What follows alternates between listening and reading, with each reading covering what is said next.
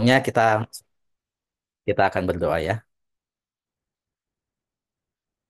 Bapa dalam surga, kami bersyukur pagi ini boleh kembali bersekutu dengan rekan-rekan seiman kami. Tuhan boleh berkati persekutuan kami hari ini dan saat ini akan masuk dalam renungan firman Tuhan. Tuhan berkati agar apa yang disampaikan boleh menjadi berkat buat setiap kami yang mendengarkan. Kami serahkan waktu ke depan ini ke dalam tangan Tuhan saja. Di dalam nama Tuhan Yesus, kami berdoa dan bersyukur. Amin.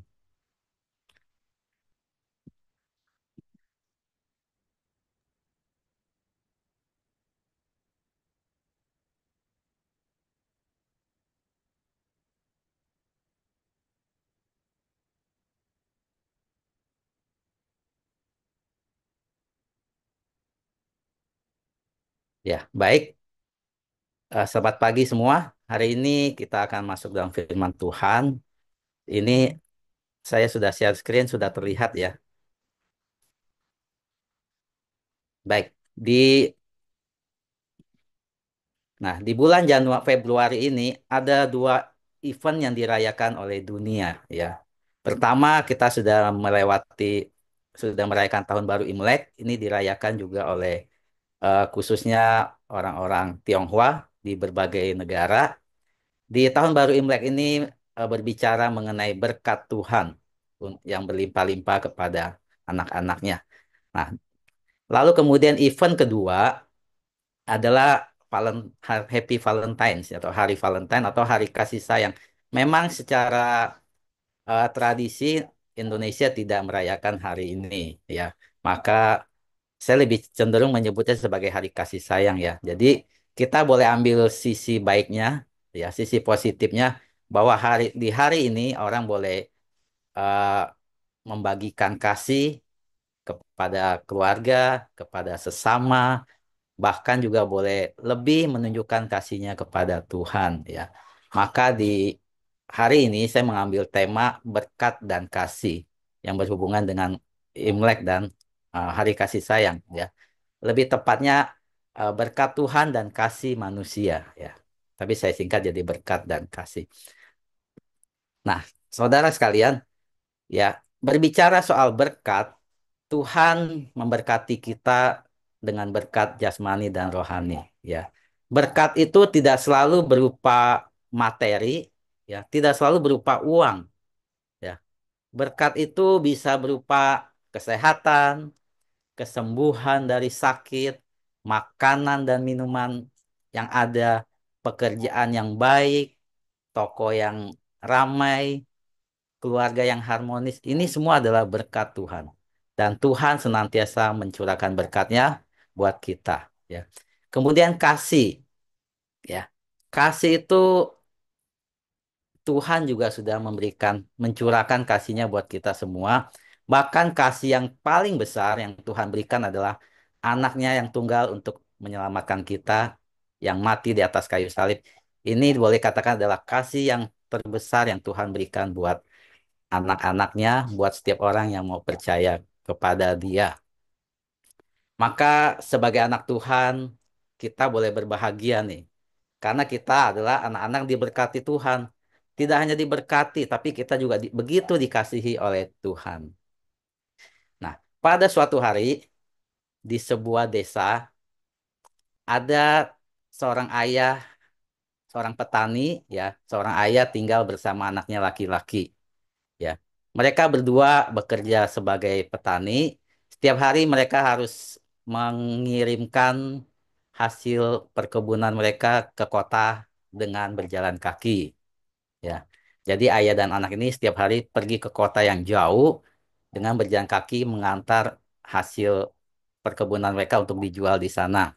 Ya, suatu hari, suatu pagi tiba-tiba ketika ayahnya bangun, di perkebunannya ada seekor kuda. Ya, ada seekor kuda yang tersangkut. Ya. Lalu ayahnya melihat, wah ada kuda, ini milik siapa ya? Ya, karena tidak tahu siapa pemiliknya, maka kuda ini diambil oleh ayah dan anak ini dan dipakai sebagai sarana transportasi mereka. Nah, tetangga-tetangga yang melihat mereka bilang, wah kalian hebat, kalian diberkati Tuhan. Ya, sekarang Tuhan memberikan kalian satu kendaraan, ya, berupa kuda itu, sehingga kalian bisa lebih cepat pergi ke kota untuk menjual eh, hasil perkebunan kalian.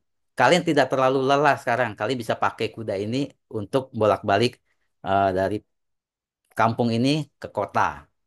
Iya, kata petani itu dan anaknya. Kami bersyukur, ya, Tuhan memberkati kami dengan kuda ini.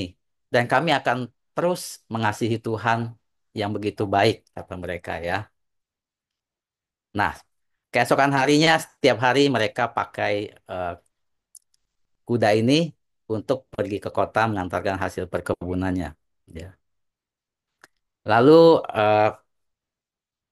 suatu hari ketika eh, anaknya bermain-main dengan kuda ini dan naik ke atasnya, eh, anaknya terjatuh dari kuda ini ya. Anaknya terjatuh dan mengalami patah kaki.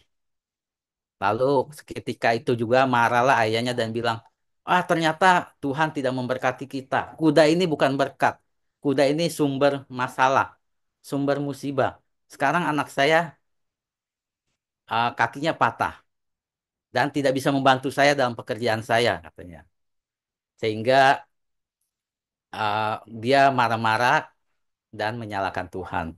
Tetangganya yang melihat itu, kenapa? Bukankah kamu kemarin baru bilang Tuhan memberkati kamu? Enggak, kata peneliti. Tuhan tidak memberkati saya. Saya tidak mau mengasihi Tuhan. Lihat anak saya celaka. Ya, ternyata tidak lama kemudian, ya, di di kota itu, di daerah itu, setiap anak muda diwajibkan untuk bekerja menjadi pengawal raja.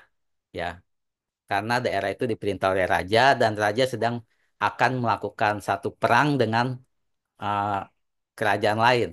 Maka semua anak muda yang ada di kota maupun di desa harus masuk mendaftar jadi pasukan atau jadi tentaranya raja untuk dipersiapkan berperang. Nah, panglima kerajaan masuk ke kota-kota, masuk ke desa-desa, setiap anak muda ditarik dan dibawa ke kota, dibawa ke istana. Nah, ketika dia tiba di rumah petani itu, dia melihat kondisi anak muda ini. Dia bilang, ah nggak bisa anak seperti ini nggak bisa dipakai, dia nggak bisa berperang, kakinya saja seperti itu, berdiri saja susah. Maka pasuk panglima kerajaan ini tidak jadi mereka mengajak anak muda ini atau anak dari ayah petani ini untuk ke istana. Sedangkan tetangga-tetangganya semua anak laki-lakinya dibawa ke istana untuk persiapan berperang. Ya, untuk persiapan berperang artinya anak-anak ini harus siap berkorban nyawa mereka ketika kalah di medan perang. Nah, ayahnya begitu mengetahui anaknya tidak jadi dibawa, ayahnya ini bersyukur. Dia bilang, wah ini berkat Tuhan lagi nih. Berkat Tuhan menolong keluarga saya, jadi anak saya tetap bisa hidup, tetap bisa bantu saya dalam pekerjaan saya. Sedangkan tetangganya ini pada bersedih, menangis, karena nggak tahu apakah masih bisa bertemu dengan anaknya. Tetangganya bilang, wah kalian harus bersyukur, kalian masih lengkap, ayah dan anak tidak dipisahkan, ya. Nah, ayah dan anak ini bersyukur sama Tuhan, bilang ini adalah berkat Tuhan, ya. Ini bukan bukan musibah, ternyata inilah berkat Tuhan. Ayo, saya akan semakin mengasihi Tuhan, seperti itu ya. Nah, beberapa hari kemudian tiba-tiba kuda yang mereka pakai, kuda satu-satu yang mereka pakai itu hilang, melarikan diri, lepas dari ikatannya dan tidak tahu kemana perginya. Ya, tetangganya datang lagi tanya, kemana kuda kalian? Tidak tahu, kata petani itu. Sekali lagi dia menyalahkan Tuhan. Ah, kalau gitu kuda ini bukan bukan berkat buat keluarga kami. Sekarang saya harus berjalan kaki lagi ke kota. Saya sendirian karena anak saya tidak bisa membantu. Sekarang kudanya sudah tidak ada. Tuhan ternyata tidak memberkati saya. Dia bilang, saya tidak mau mengasihi Tuhan. Ya, dia berangkat ke kota berjalan kaki dengan mengeluh sepanjang jalan. Ya, kemudian pulang ke rumah pada sore hari dan keesokan harinya kuda ini kembali lagi ke rumah itu dengan membawa pasangannya. Ya, kudanya membawa kuda betina ke rumah petani ini dan petani itu begitu melihat ada dua kuda yang datang. Wah, dia bersyukur lagi. Dia ngomong, wah Tuhan memberkati kita. Kali ini kita punya dua kuda, punya dua alat transportasi yang bisa kita gunakan. Maka penjualan kita mungkin bisa lebih cepat dan uang dihasilkan bisa lebih banyak. Wah, Tuhan memberkati kita. Ya, dia bilang, ayo anakku, kita harus makin mengasihi Tuhan. Tuhan memberkati kita. Ya. Nah, dari kisah ini kita bisa lihat dengan mudahnya manusia mengaitkan begitu ada masalah mengatakan Tuhan tidak memberkati. Begitu ada berkat mengatakan saya akan mengasihi Tuhan karena Tuhan memberkati saya. Ya, padahal semua ada maksud Tuhan di balik setiap kejadian yang terjadi. Nah, eh, di sini ada satu pernyataan ya. Kita bisa melihat ya, karena Allah memberkati dan mengasihi manusia, maka manusia mengasihi Allah. Atau sebaliknya, karena manusia mengasihi Allah, maka Allah memberkati dan mengasihi manusia. Ya, kita pasti setuju ya. Allah memberkati dan mengasihi manusia lebih dulu. Ya, kita ini bisa lihat di Yohanes ya, di Yohanes 1 Yohanes 4 ayat 19, kita mengasihi karena Allah lebih dahulu mengasihi kita. Jadi Allah memberkati dan mengasihi manusia, baru manusia mengasihi Allah. Nah, di sini kesimpulan sementara yang bisa kita tarik adalah, ya, kita bisa melihat poin satu, karena Tuhan sudah memberkati manusia, maka manusia berespon kembali dengan mengasihi Allah. Ya, ini hal yang umum. Tuhan memberkati manusia, maka manusia berespon dengan mengasihi Allah, Sang Pemberi berkat. Tapi kalau kita lihat poin dua, bukankah ini menunjukkan bahwa kasih manusia kepada Allah itu bersyarat? Ya, manusia mengasihi kalau Allah memberkati. Ya, itu poin nomor dua. Lalu ke poin ketiga, bagaimana jika kondisi tidak seideal itu? Apakah manusia masih bisa mengasihi Allah? Kondisi ideal itu yang poin satu ya. Tuhan memberkati, lalu manusia mengasihi Sang Pemberi berkat. Ya, Tuhan memberkati manusia, manusia mengasihi Allah. Itu kondisi ideal. Tapi bagaimana kalau kondisinya tidak seideal itu? Bisakah manusia mengasihi Allah? Ya, kita percaya kasih Allah kepada manusia tidak bersyarat ya. Kasih agape, kasih yang paling tinggi dan tidak bersyarat yaitu kasih Allah. Walaupun ada kasih storge, eros, philia, itu sama sekali nggak bisa dibandingkan dengan kasihnya Allah yang tidak bersyarat kepada manusia. Kasih yang walaupun ya, bukan kasih manusia yang jika dia baik maka saya akan baik dengan dia. Jika dia mengasihi saya maka saya akan mengasihi dia. Ya, tapi kasih Allah kepada manusia tidak menuntut satu syarat. Nah, kalau kondisinya tidak ideal, ya kondisi yang tidak ideal, apakah manusia masih bisa mengasihi Allah? Saya mengajak kita melihat kondisi yang bisa terjadi ya.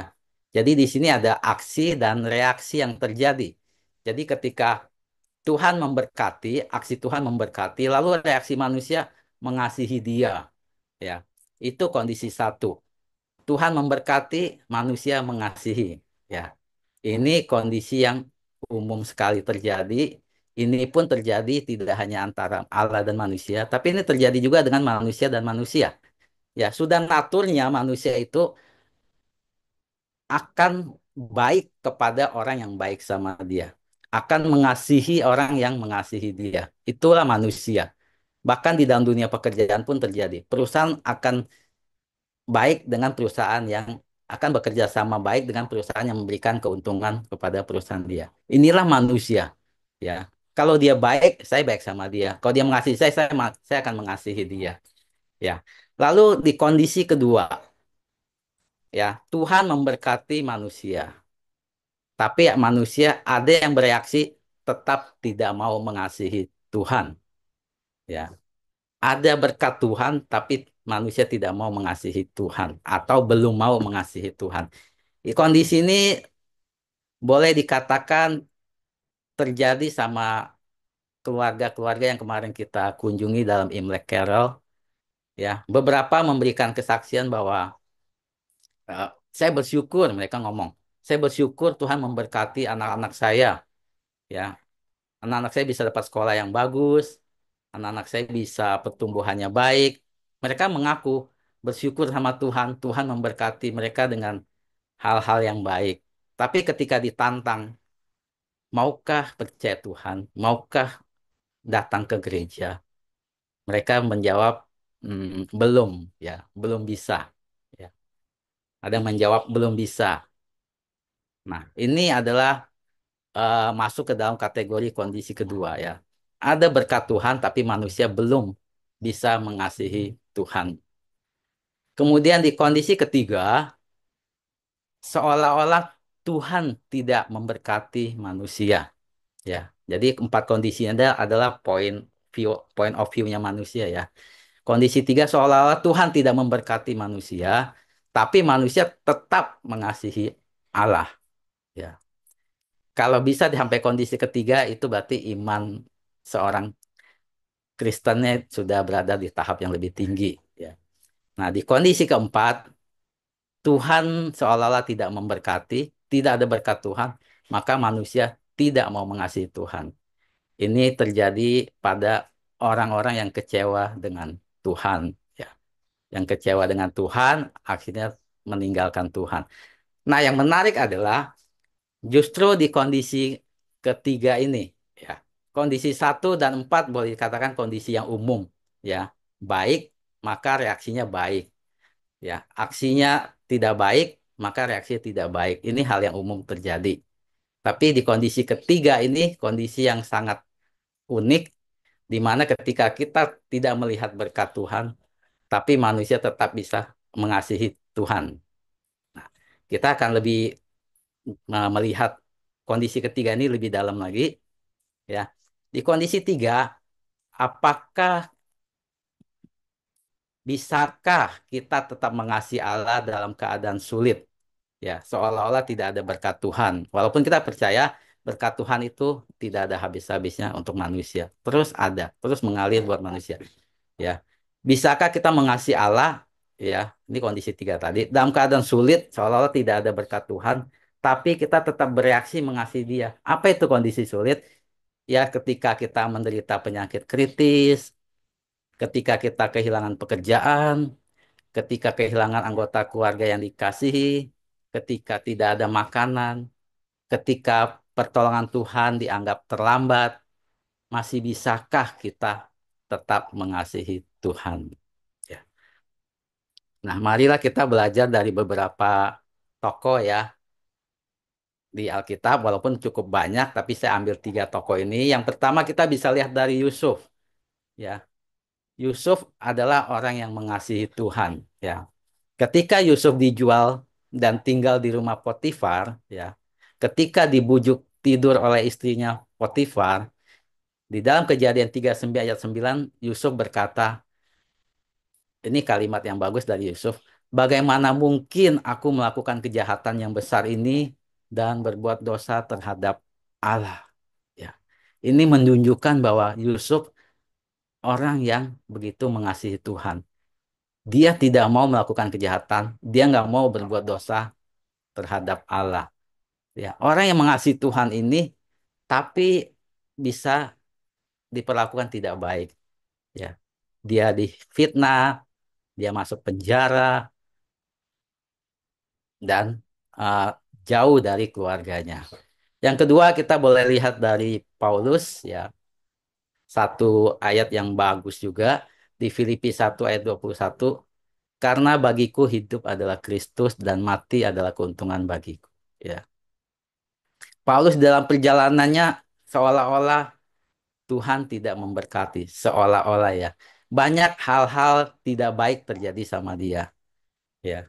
Dia pernah di penjara, dia pernah kapalnya karam, dia pernah digigit ular, pernah dilempari batu dan sebagainya. Tapi sama sekali dia tidak pernah meninggalkan Tuhan dan bahkan dia berani ngomong hidupnya untuk Kristus. Kalau dia mati itu adalah keuntungan buat dia. Ya, ini orang-orang yang bisa yang berada di dalam kondisi ketiga tadi ya. Yang ketiga kita bisa belajar dari Sadrak, Mesak, dan Abednego ya. Ini juga satu kalimat yang sangat baik keluar dari mulut mereka ketika mereka di dalam perapian. Mereka bilang seperti ini. Daniel 3 ayat 17-18 ya. Ini diringkas. Jika Allah yang kami puja sanggup melepaskan kami, ia akan melepaskan kami. Tetapi jika dia tidak melepaskan kami, ya, maka kami tetap tidak akan menyembah patung emas itu. Ya, jadi mereka disuruh menyembah satu patung karena mereka tidak mau, mereka dilempar ke dalam perapian api dan mereka berkata seperti itu. Betul-betul ini adalah iman yang sangat hebat sekali. Jadi mereka walaupun Tuhan tidak menolong mereka saat itu, mereka tetap tidak akan meninggalkan Tuhan. Kalau Tuhan tidak menolong pun, mereka tetap tidak akan menyembah patung itu. Tetap mereka akan menyembah Tuhan. Ya, tidak setiap kita bisa berkata-kata seperti itu. Kalau kebanyakan manusia, ya kembali seperti tadi, kalau Tuhan menolong, ya dia kembali kepada Tuhan. Kalau Tuhan tidak mau menolong, dia tidak mau kembali kepada Tuhan. Tapi Sadrak, Mesak, dan Abednego ini sungguh tokoh yang patut kita teladani. Dia bisa berkata dengan lantang, kalau Tuhan nggak menolong mereka, mereka percaya Tuhan punya rencana lain. Mereka pun tetap akan setia sama Tuhan, tidak akan menyembah patung emas itu. Ya, nah rekan-rekan sekalian, ada satu gereja pernah mengadakan survei ya. Di dalam survei itu isinya adalah orang tua dan anak-anak muda. Ya, mereka melakukan memberikan pertanyaan, kenapa orang bisa tidak mengasihi Tuhan? Ya, atau mereka mengapa kasih mereka kepada Tuhan bisa hilang walaupun keadaan sedang tidak sulit, keadaan sedang baik-baik saja. Nah, kebanyakan yang sudah yang sudah tua berkata bahwa eh, orang mengasihi Tuhan bisa berkurang kasihnya, bahkan bisa lama-lama tidak ke gereja, katanya karena materi, harta atau uang. Ya, lalu ditanya bagaimana penjelasannya, mereka menjelaskan eh, kita orang-orang yang punya usaha, orang-orang yang punya toko, katanya kadang di hari Minggu toko kita bisa lebih ramai dari hari biasa. Karena hari biasa pelanggan kita banyak yang bekerja, tapi hari Sabtu dan Minggu itu mereka lebih banyak di rumah dan bisa belanja di toko kami, katanya. Sehingga kadang kami tidak ke gereja karena kami mau buka toko ini, supaya tidak kehilangan pelanggan dan tidak kehilangan pendapatan. Ya, ini pengakuannya. Ini berarti berkaitan dengan eh, materi, harta, atau uang yang buat mereka semakin lama semakin jarang ke gereja, semakin lama semakin meninggalkan Tuhan. Ya, kalau kita ingat kisah anak muda yang kaya, ya, itu pun demikian. Anak muda ini menjalankan semua Taurat Tuhan, dia mau mengikut Tuhan, tapi ketika Tuhan minta dia menjual hartanya, dia tidak bisa lakukan dan dia akhirnya tidak mengikuti Tuhan. Ya, ini bukan berarti orang Kristen tidak boleh punya, tidak boleh kaya, tidak, tapi kita bisa melihat satu prioritas dan harta yang dititipkan Tuhan ini tidak membuat kita menjauh dari Tuhan, tapi harusnya membawa kita semakin bersyukur dan semakin mengasihi Tuhan. Ya. Kemudian yang anak muda dalam survei ini menjawab yang buat kita meninggalkan Tuhan apa ya? Lalu mereka pikir eh, bukan barang tapi lebih manusia katanya. Ya, kenapa manusia? Iya, kalau kita dapat dilahirkan keluarga yang tidak percaya itu bisa menghambat, bisa ada larangan kita ke gereja. Kita tidak boleh ikut Tuhan. Kita tidak boleh percaya Tuhan. Lalu bisa juga kita dapat pasangan yang tidak seiman. Itu juga bisa membawa kita semakin jauh dari Tuhan. Ya, ini survei yang dilakukan.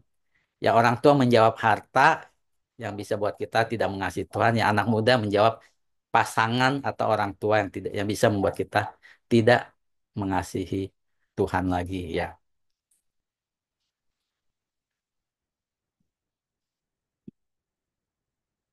Nah, melalui renungan hari ini biarlah kita boleh belajar tetap mengasihi Tuhan dalam segala kondisi Ya, di Roma 8 ayat 28 dikatakan kita tahu sekarang bahwa Allah turut bekerja dalam segala sesuatu untuk mendatangkan kebaikan bagi mereka yang mengasihi Dia. Bekerja dalam segala sesuatu itu baik yang baik, baik yang maupun yang kurang baik. Ya, yaitu bagi mereka yang terpanggil sesuai dengan rencana Allah. Meskipun manusia menganggapnya sebagai suatu keterlambatan, tapi percayalah pertolongan atau berkat Tuhan selalu diberikan tepat pada waktunya. Tuhan tidak pernah terlambat dalam menolong anak-anaknya. Biarlah kita boleh mengubah sudut pandang kita. Jadi kalau kita punya pemikiran seperti ini, wah kali ini Tuhan terlambat menolong saya. Biarlah kita merubah pola pikir kita kalau waktunya Tuhan tidak sama dengan manusia. Tuhan tahu kapan harus memberikan pertolongan.